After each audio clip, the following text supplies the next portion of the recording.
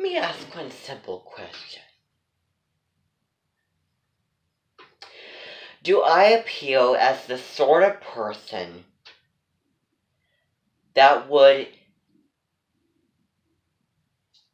support, that would guide, that would inspire May Geminis to find their voice? Do not even get me started with Miles. One thing is too many, as I know that they would be thorough. But that's the exact opposite, as I know that our musical that we were doing just last February, and I just can't get over it because we were practicing it, we were singing it, knowing the music 100%. Practicing it makes perfect, as we all know. I knew it downright well. It was really, really catchy, and I was sick and tired of it. Do not over-practice music when you're rehearsing for a concert. Do it enough where you know it, but don't have it be when you practice it so many times that by the concert you just feel like, oh, another time, so boring. Maybe try to break it up. Maybe go to a choir group once a week and then keep going a lot of weeks, so that there's a little bit of a break, so that when you do the concert it feels special and you're not tired of it. That it feels expressing, exciting, interesting. It's fun and it's a joy to sing.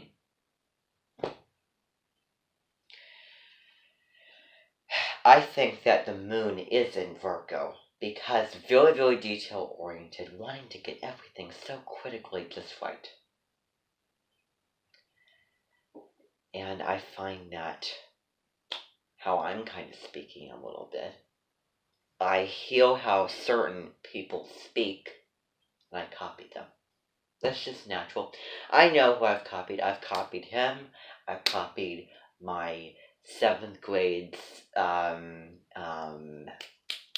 special ed teacher. I've copied my 10th grade social studies teacher. I've copied my elementary school teachers and my associate, Mrs. Shouts, and probably my other one, Marcy. So anyway, back to this story. I'll talk all about that later. Back to this story about Hamilton. That's what we were doing. It was a medley that we were doing, because we were doing Broadway show tunes for a February Follies concert. We were doing Hamilton.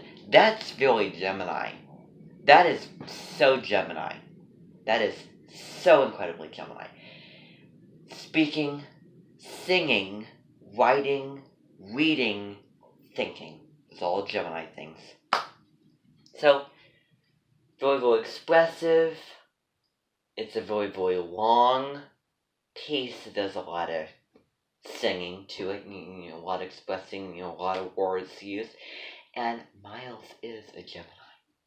Spelled M-Y-L-E-S. A May Gemini, I should add. I think it's so important that we stress the dominant months of a sign. The indominant months of a sign are the sign, all the months with only, say, 11, 10, 9 days. So from May 20th to May 31st, Gemini, and June 1st through June 20th, Gemini. Which month has more days of Gemini season? June. That's called a dominant month. The other is the indominant month. And he is born on the indominant month of Gemini, a May Gemini. And it's so critical that we especially help May Geminis to find their voice. as one of the face pictures when I look at Idina Menzel is the piano bench that we're fixing up. And you should hear the theme song that I come up with. It's based off a wild and a gorgeously and vividly illustrated portrait. And I'll play it for you sometime. It is spectacular. You're gonna. But I find that there was a lot of Gemini. There's part of him that's really, really grounded. But there was that kind of mischievous part of him as well. Born on May 28th. May 28th. God date. And let's see, Helena Bonham Carter was born 2 days before. 2 days before that, the one and only, the Silverman. But it's so interesting for me that as a professional astrologer and also psychotherapist, but mainly an astrologer, focusing an entire career making videos, writing a book on, knowing Gemini, that sign, very, very, very, very well, professional, knowing at a very deep and involved level, I want to say, very critical and a lot of, very knowledgeable on it, you think that she would be born on June 12th. That's May 24th, 24 and a half is June 12th. Simple math. So no, June 12th. June 12th. June 12th. If I hear May 24th said again by you-know-who, nope. June 12th. June 12th. That's the birthday. Yep, I stress dominant months. So anyway, you all know Gemini. You can go study it. Fun, playful, energetic, social, loving to do the following, the interests, writing, reading, speaking, singing, talking. All over the place, fickle, spontaneous, wild child, wondrous curiosity, always needs constant stimulation. Represented by the twins. Again, the split personality, and I think if you know him, I think that you can see a little bit of split personality. I wonder if the May Geminis are more social and express the full character of the twins and all the characteristics and traits and the qualities and expressions of Gemini more than the June Geminis. It should be the other way around. May should all be a cusping time. But anyway, I ranted on enough about that. So, back to what I was saying. Here's the complaint. We were learning, well, I have more than one complaint. Okay, so we started it right when we got back from Christmas and New Year's Eve. That day, we didn't have long to practice for. Only a whole month, and a good chunk of February, which the concert was the 27th. And that year was the leap year, so the 29th. No. It was the 25th. The 29th was, it had the leap year date. That year, I'm not saying it. That was the day that the concert was. I made that clear. So, from the very first, I thought that we would not get into whole new music and whole new content that, because we were just coming back from Christmas and New Year's. Surely you would give time to kind of, as a little break for a couple of days, and do a couple small things and slowly ease into it. Instead of getting right into it, new music, new everything. But the opposite of that is if I'm so enthusiastic about a particular subject or class, I want to get into it almost right away. But if I'm not enthusiastic, and if I don't have the interest, the curiosity, the fun, and probably the joy, the positive mindset for another class, they need to space it out a little bit more. Maybe a lot of time for the open-mindedness, open-heartedness. Well, but anyway, so, yeah, that was the very first thing. We just got into it. Oh, here was the second thing. Here was the second thing that I'm talking about. There's another one that is more general. Okay, well, the second thing is that it was cut. The musical Hamilton was cut. So much of it was cut. It was so... It was reasonably short. Because so much of it was cut. When you're practicing something over and over and over and over and over and over again, it needs to be long. Because otherwise, it's easier to get bored by it. If there was a lot more, or a little bit more, there's more to work on, more to practice. So if you think about it, that makes it less boring, less tedious. So, and repetitive, should I say. So anyway, let's see here. Okay. So, Hamilton. A lot of it was cut. That's the complaint. A lot of things from the musical was cut. And it gives a little highlight snippets. Give more. If you're going to appear on stage and take the time, the energy, and the effort to put on a musical show tune from Broadway performance, take advantage.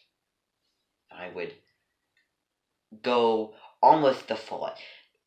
There was I'm wondering about the reasonings why so much was cut out. Is because so much was inappropriate. What would it hurt to learn a little bit more? To add in a little bit more? And so, if we did that, then I'd probably like it, enjoy it, and have the interest in it. And it'd be less boring, less repetitive. Even more. But you're taking advantage of the opportunity. But you're not doing enough. You're not learning. You're not singing enough. For example, in that song, what was it called? I can't remember. What was it?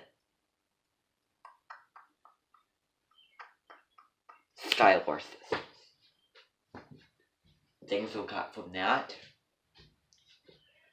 I would have liked to, in the song, heard a little bit more of the musical. A little bit more of the story. A little bit more of the messages from it. The themes from it. The emotions from it.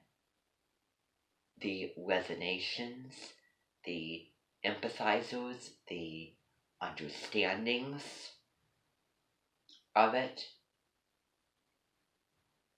And the expressing of it. And that leads me to the big enchilada, which was that we were learning all of this music, all of this time, all of this practice, day in, day after day after day after day, doing it, and then keep doing it, keep doing it. Boring. But you know what? Maybe I would enjoy it more. I would find more interest in it. I would find it more fun. I would be able to feel the story. I would be able to express it and empathize with it and understand it and be less bored by it if there was a little bit more meat in there.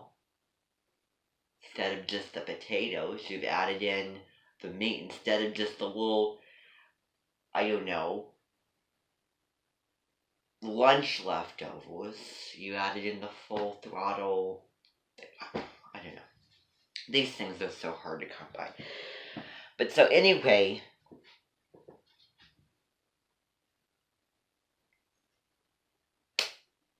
all we did is we just sang the song. We just learned the rhythms, the diction, the melodies, and all of the other terminology. And we learned choreography with it, which I thought was pretty nice. But that's all we did. The only gateway to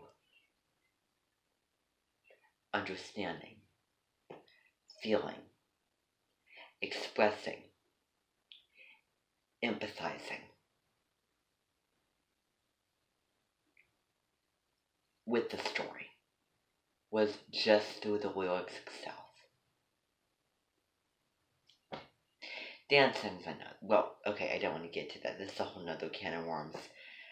I don't want to compare apples to oranges, so I'm not going to go there for today. I'm not going to take that route. So, I just used two expressions in one. Okay, so where were we? So, he, with all the days, with all the times that we learned the song, that we sang the lyrics, did the choreography, that's all we did. He missed an opportunity. Did he stumble upon it? Did he forget about it? Did he not care about it? I don't know. Did he trust that the lyrics would tell the story and understand the messages and themes of it? I don't know. Is he not a very literature-oriented person? I don't know. I have no clue. Why I didn't hear a single word about him actually telling the choir about the song, about the story, about the themes, about the messages of it, about the emotion, of the expression of it. He did not get into that. He did not sit down and talk about it in a professional, serious, make sense, connecting, resonating, and clear, interesting, effort-like way, I want to say.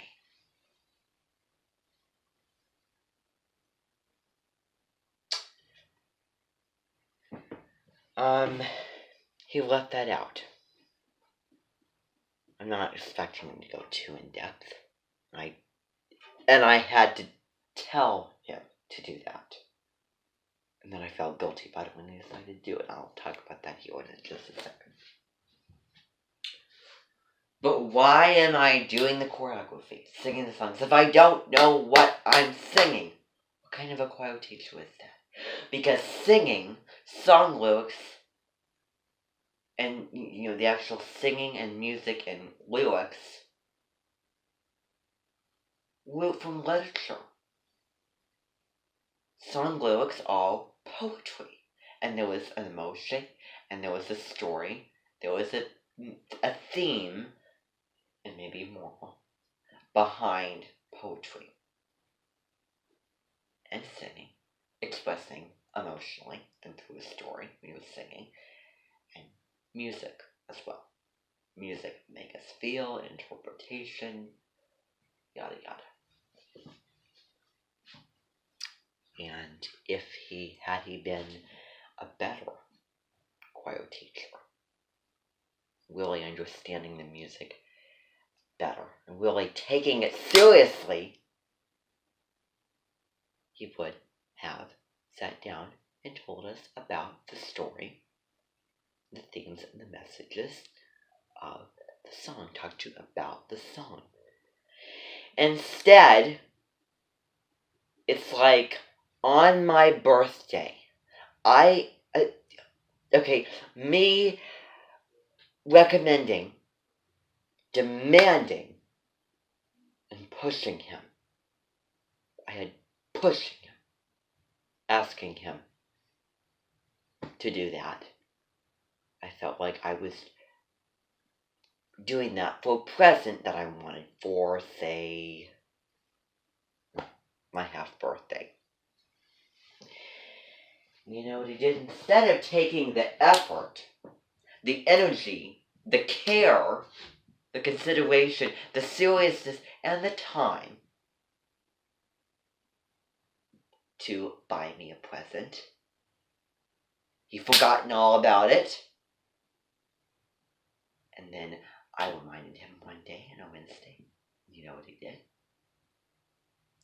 He took a walk and he drew a little smiley face on it and handed it to me as a present for my half birthday.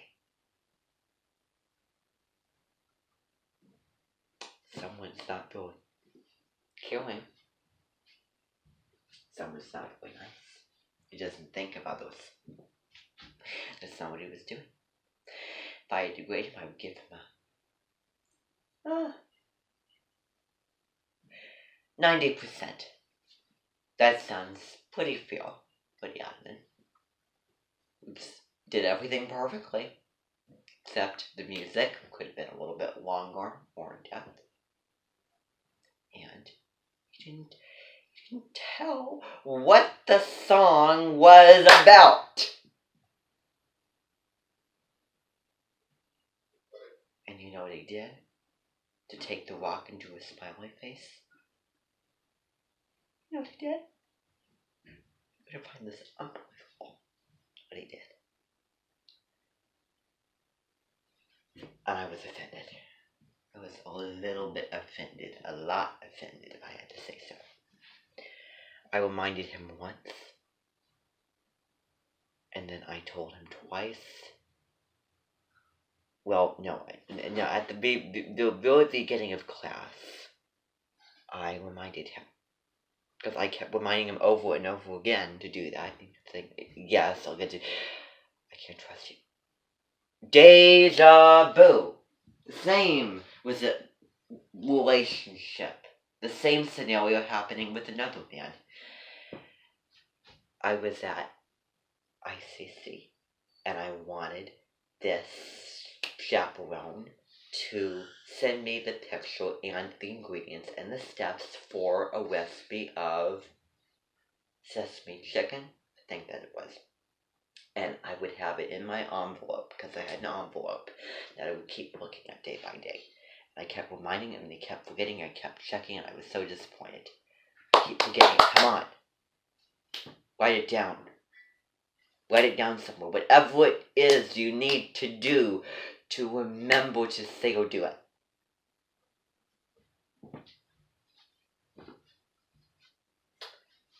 So you know what he did? He took the initiative, and he had it in mind, and he remembered before going into doing the song once again, with the music, with the choreography, and then leaving it by the wayside even more, forgetting to even mention just a little bit of it. I probably had to remind him twice to do it, and I was losing my patience because I reminded him over and over again, day by day, not every day, but I don't know. So,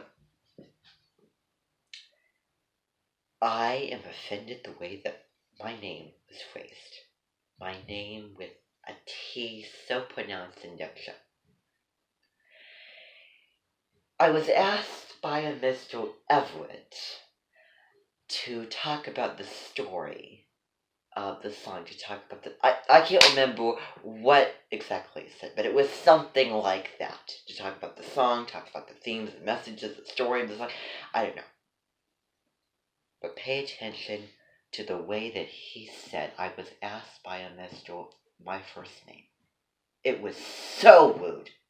It was like I was an elegant, demanding, bossy, getting on someone, pushy queen. That I was a vain, selfish diva or something. That is not who I am. I certainly do not want to be seen and mentioned like anything along those lines. Pronouncing my name like I was some elegant, fancy,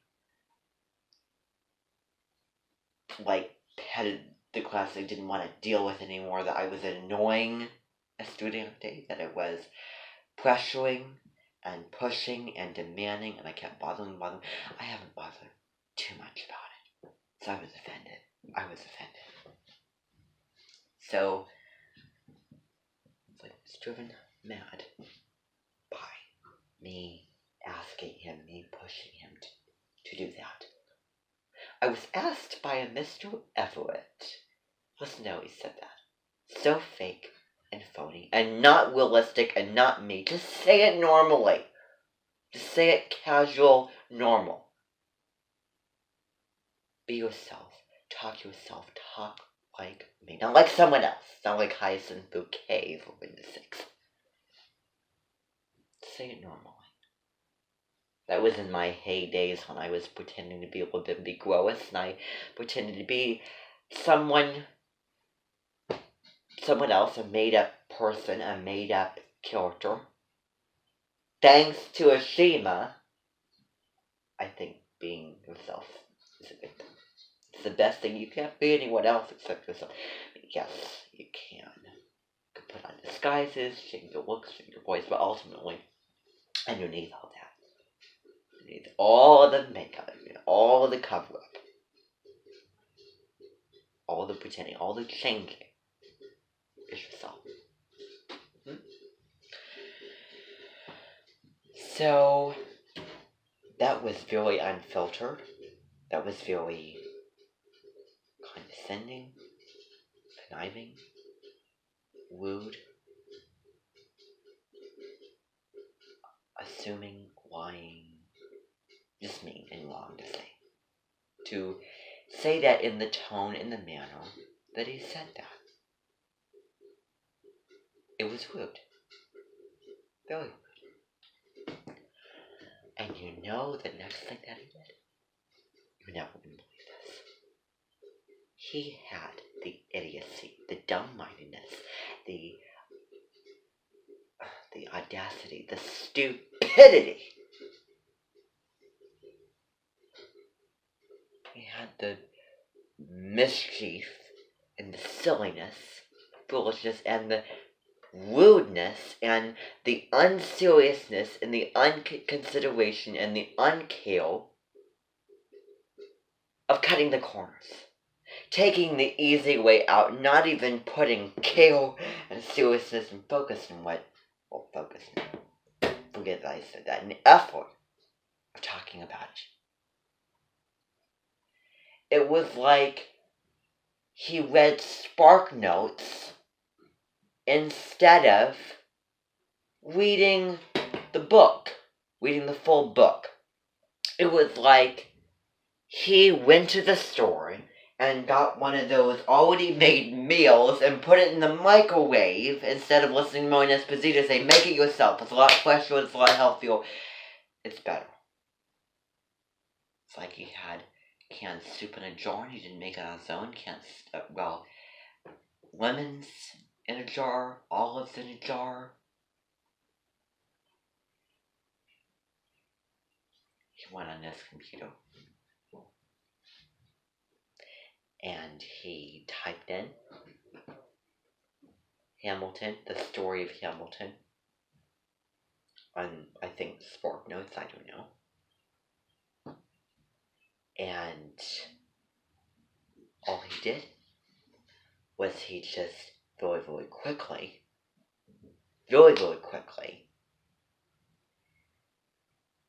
I could not understand what he was saying, what he was reading. Well, okay, first of all, he just went on and just read the synopsis of the story. That's all he did. He didn't talk about the story at all. He didn't tie it into the, connecting to the group.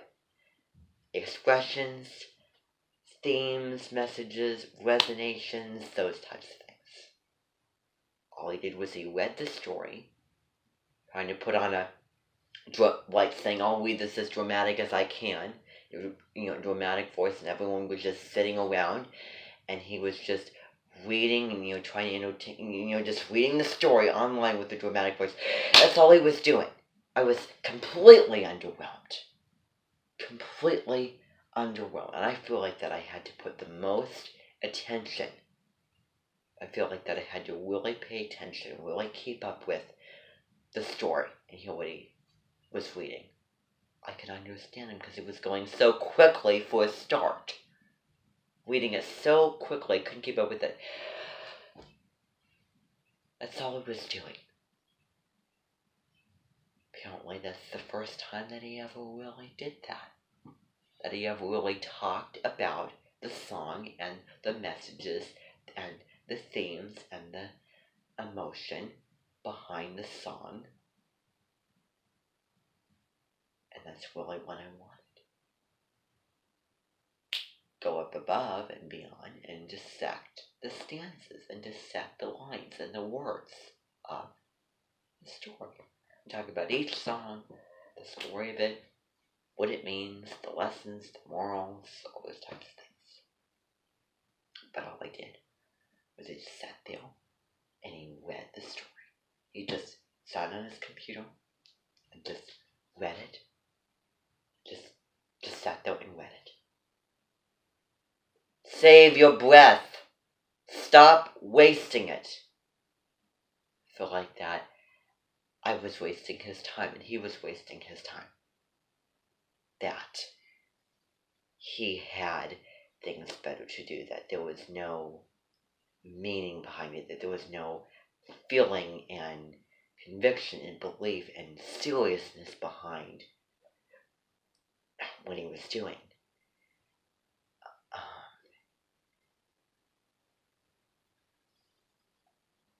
And